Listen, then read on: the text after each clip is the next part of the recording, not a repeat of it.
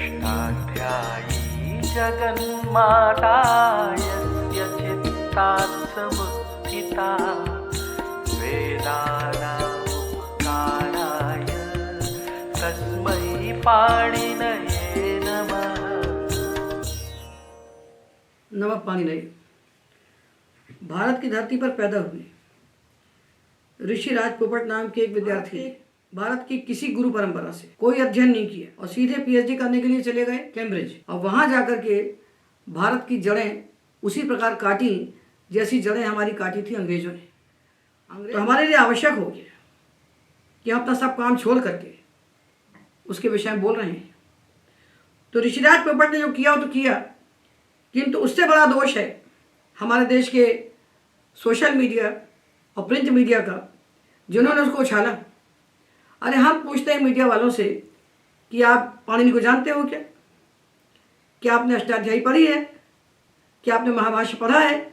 जब आप कुछ नहीं जानते तो आप उसकी कही बात को विश्वास करके क्यों उछालते हैं? इसलिए बोलना हमारी व्यवस्था है। तो हमने तो प्रतिज्ञा की है कि हमें ऋषिराज पोपट के ग्रंथ का प्रत्यक्षर खंडन करना है। वो ये समझता है कि पूरी ट्रेडिशन ने, पूरी परंपरा ने, पाणिनि के बाद पतंजलि से लेकर आज तक जो नहीं जाना किसी ने, उसको ऋषिराज पोपट जान गए हैं।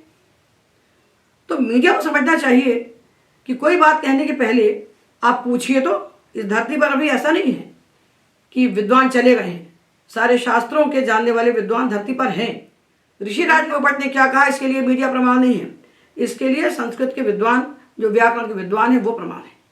आचार्य विष्णुकांत पांडे जो प्रामाणिक आचार्य हैं, प्रमाणभूत आचार्य हैं, वे बोल रहे हैं। आचार्य ब्रजभूषण ओझा इस पर बोलेंगे और हम भी बोलेंगे, और जहाँ जहाँ जो लोग हैं वो बोल ही रहे हैं। हम लोग व्याकरण के विद्यार्थी हैं, हमारी सारी शक्ति अपने काम को छोड़ करके अब ऋषिराज पोपट के खंडन करने के लिए विवश हमें करना पड़ेगा। देखिए, जब खुले हुए हंडी में भोजन बनता था, चावल पकता था, तो एक दाना हम लोग दबा के देखते थे। जब प्रेशर कुकर नहीं पैदा हुआ था ना, तो एक दाना हम लोग दबाते थे। एक दाना पक गया मतलब पूरा पक गया, एक दाना कच्चा है मतलब पूरा कच्चा है। हम अगर 10 उदाहरण देते हैं कि 10 उदाहरण गलत हैं, तो आप इस बात को मान लीजिए कि पूरा ग्रंथ गलत है। तो हम इसका खंडन कर रहे हैं प्रस्तुत केवल इसलिए कि जो भी सुनने वाले हैं वो जान लें कि ये सारा का सारा ग्रंथ अप्रामाणिक कर रहे हैं। तो पहला खंडन हम आरंभ करते हैं जहाँ इसने अंग संज्ञा की बात की है। अंग संज्ञा ये कहता है, I think that the tradition has not correctly understood these rules, as a result of which it faces multiple problems in performing certain derivations. जितनी व्युत्पत्तियाँ हम लोग करते हैं, उन सारी व्युत्पत्तियों को करने में दिक्कत इसलिए आ रही है इसको बेचारे को कि हम लोगों ने गलत समझा है। ये सही समझा रहे हैं तो उसको सही बता देते हैं कि ये सही समझ रहे हैं कि हम सही समझ रहे हैं, हम आपको दिखा रहे हैं। तो इनका विचार पहले सुन लीजिए, अपना विचार बाद बताते हैं। इनका विचार है, in my opinion only one item can be called an अंग with respect to a certain प्रत्यय इन ए डेरिवेशन। एक प्रत्यय रखता है किसी धातु से, उसमें एक ही अंग होगा। One item can be called an अंग, एक ही अंग होगा। चिति संज्ञानीय धातु है, इससे लगाया वर्तमान लट और लट के स्थान पर ले आए तिप। लट के स्थान पर तिप आया लस्य के अधिकार में। अब तिप आ गया तो धातुओं का अधिकार है और इससे विहित है। तो यस्मात् प्रत्यय विधि है, जिससे प्रत्यय का विधान हुआ है, तो प्रत्यय का विधान तो चित्त से हुआ है ना। तो तिप का अंग चित्त ही होगा कि नहीं होगा? तो ऋषिराज के कहना है अंग नहीं है। चित्त धातु जो है जिससे तिप प्रत्यय का विधान हुआ है, इस तिप प्रत्यय का अंग चित्त नहीं है। उसके बाद इसमें कर्तरी शप लगा दिया हमने। इसका अब चित्त किसका अंग बन गया? शप का अंग बन गया। तिप का अंग नहीं बना है कभी, ये तिप का अंग कभी बना ही नहीं। उसके बाद शप को निमित्त मान करके इसको गुण हो गया, तो बन गया चेत। और आ क्या बन गया ये? चेत। अब इत्ती आया। अब ये महाशय कहते हैं कि अब ये चेत जो है ये तिप प्रत्यय का अंग है। तो चेत को अंग बना के तुम क्या करतूत कर लोगे, बताओ ना भाई। ये इनका उदाहरण हुआ। अब आप हमारा उदाहरण देखिए, क्योंकि हम लोग सब नहीं जानते। भगवान पाणिनि को एक कालावच्छेदेन विश्व के सारे शब्दों का प्रत्यक्ष है। एक साथ उनको दिखाई पड़ते हैं सारे लौकिक और सारे वैदिक शब्द। जब वो सूत्र बनाते हैं तो प्रमाणभूत आचार्यो धर्म पवित्र पाणी शुचावाकाशे प्रांगमुखोपविश्य महता यत्नेन सूत्राणि प्रणयते स्म। महान यत्न से उन्होंने सूत्र बनाए हैं। वो महान यत्न क्या है? वो सूत्र बनाते हैं तो उनको दिखता है कि यहाँ बनाएंगे तो उस शब्द का क्या प्रभाव पड़ेगा, उस पर क्या पड़ेगा, उस पर क्या पड़ेगा, सब बनेगा कि नहीं बनेगा। ये उनका महान यत्न है। वो दिखता है ऋषियों को उनकी रतनभरा प्रज्ञा के भीतर। तो हम दिखाते हैं, देखिए यही चित्त धातु है ना। इसी धातु को हम बनाते हैं यंग लुगंत। इससे हमने यंग किया, धातु रे काचो हलादे क्रिया समाभियारी यंग से यंग किया, और यंगो चिचा से यंग हमने लुक कर दिया, लुक किया, और सन यंगो से उसको हम दत्त कर दिया। तो धातु क्या बन गया? चेचित। अभ्यास को गुणों यंग लुको से गुण हो गया। ये धातु और ये धातु एक ही है, क्योंकि प्रकृति ग्रहणे यंग लुगंतस्यापि ग्रहणम। ये और ये एक ही धातु है, ये भिन्न नहीं है। अब इस धातु से हमने वर्तमान लट लगाया तो इससे तिप प्रत्यय हो गया। अब देखिए कि ये धातु और ये धातु एक है। ये भी चित्त धातु है और ये भी चित्त धातु है। ये वही तिप प्रत्यय है, लट लकार के स्थान पर आया। ये वही तिप प्रत्यय है जो लट के स्थान पर आया। ये दोनों बराबर है, सेम, समान है, इनमें कोई भेद नहीं है। अब यदि इस तिप प्रत्यय का अंग चित्त नहीं है तो इसको गुण कैसे करोगे? इस तिप प्रत्यय के कारण पुगंध लघुबधा शिक्षा सूत्र से इसकी उपधा के लघु को गुण होता है तो बन जाता है चे चेत। पट्टी लगा दिया तो क्या बन गया? चे चेत। यदि तिप प्रत्यय का अंग चित्त नहीं है तो गुण कैसे होगा? तो यहाँ अंग नहीं है और यहाँ अंग हो जाए, इसको शास्त्र कहते हैं क्या? इसका नाम शास्त्र होता है। ऐसा शास्त्र होता है जो एक कदम में चलता है दूसरे कदम में लड़खड़ाता है। तो पाणिनि की आंख से देखिए, ये हो गया गुण। अब देखिए हम आपको धातु देते हैं विद। ये विद धातु है।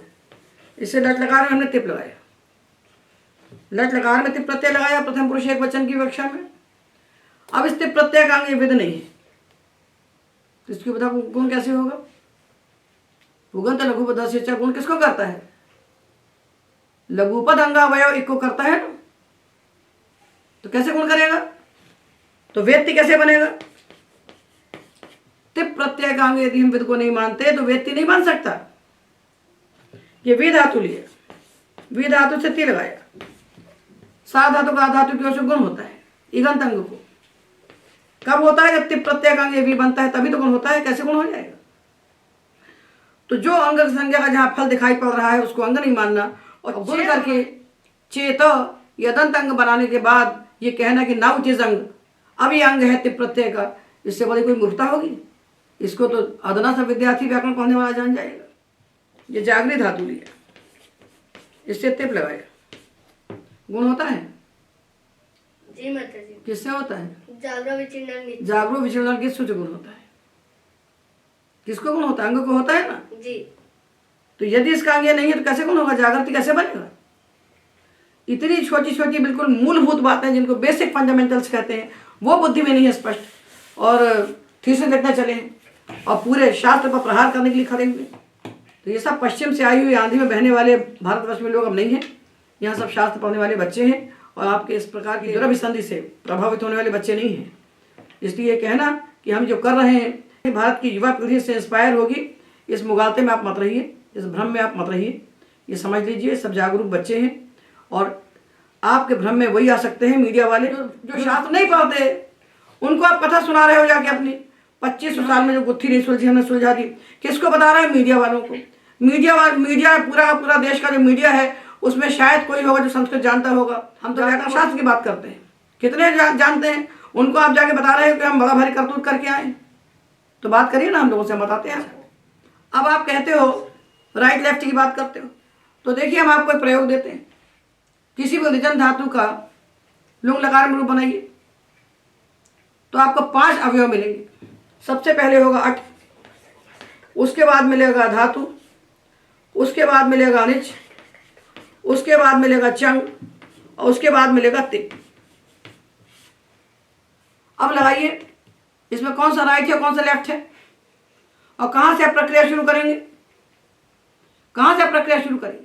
अब भू धातु की जगह यदि हमने आपको धातु दे दिया कृत संशब्द ने, अब आप क्या करेंगे, कहां द्वित्व पहले करेंगे और कहां अंगकारी पहले करेंगे, राइट से चलेंगे लेफ्ट से चलेंगे, इसको बताइए ना बैठ करके। तो देखिए अब ये बन गया। अब बताएं राजपोपट कि हम कहां से प्रक्रिया शुरू करें, कितने कार्य यहाँ पर प्राप्त हो रहे हैं। यहाँ अनेरा नीति से निका लुक प्राप्त हो रहा है, चंगी से द्वित्व प्राप्त हो रहा है और अचो नीति से इसको वृद्धि प्राप्त हो रही है। यदि हमने आपको बाध धातु दे दिया तो उचंग बताया रसवा प्राप्त होता है। तो एक साथ 5-5 कार्य इकट्ठे उपस्थित होते हैं, तो आप कहाँ से राइट लेफ्ट लगा के काम करेंगे। तो सिद्धांत ऐसा बनाया जाता है, जो बाधित ना, नीरज अत्री जी का जो चैनल है उसमें कोई केलकर बोल रहे थे, उनके लिए भी हम बोलना चाहते हैं। उन्होंने कह दिया कि पाणिनि के पहले भी व्याकरण थे बहुत सारे। तो पाणिनि का व्याकरण ऐसा नहीं है कि 2-2-4 ही होता है, गणित में 2-2-4 होता है और पाणिनि में 2-2-4 नहीं होता। तो हम कहते हैं कि पाणिनि में 2-2-4 होता है, 3.25 और 4.25 नहीं होता, क्योंकि जहां 2-2-4 नहीं होता उसको पाणिनि ने अपवाद बना करके अलग रख दिया।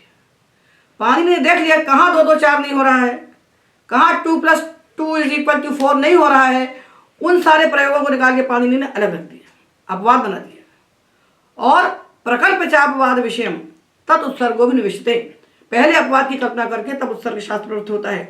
तो पहले हम लोग अपवादों की कल्पना कर लेते हैं, उसके बाद 2-2-4 ही होता है, फिर 3.25 4.25 नहीं होता।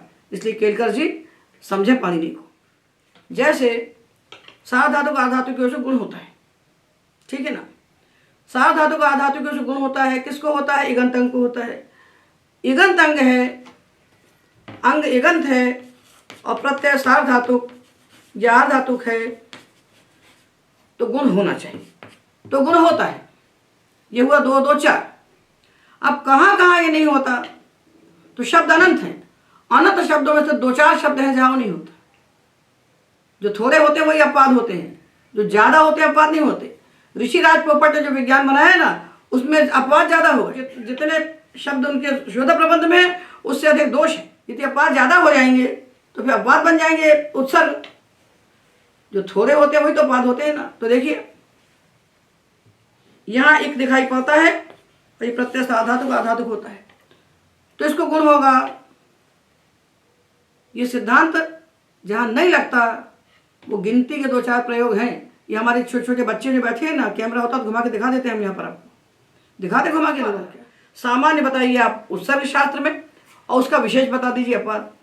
तो सार्वधातुक आधातुक ने कहा कि सारे इगंत अंग को गुण होता है। इगंत अंग कितने अनंत हैं, अनंत हैं, उनको पाणिनि जानते हैं, दूसरा नहीं जानता।